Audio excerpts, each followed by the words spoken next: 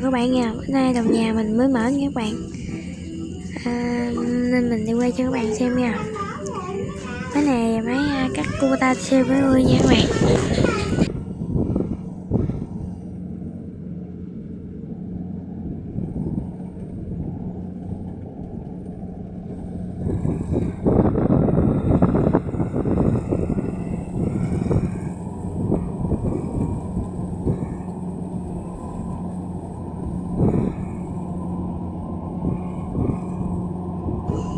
Đang cắt giống 5451 nha các bạn.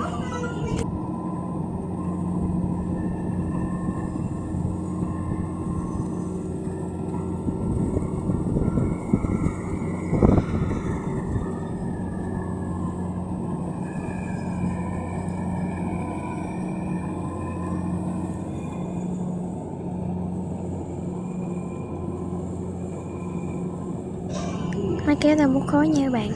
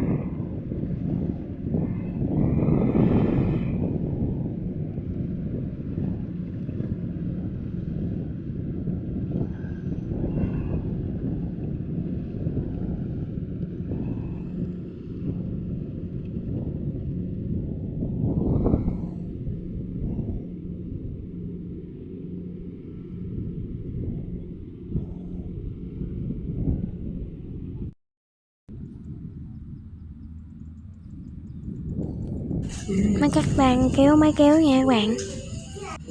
Đất cũng quá với máy kéo đang chở lúa nên là chạy không nổi nha.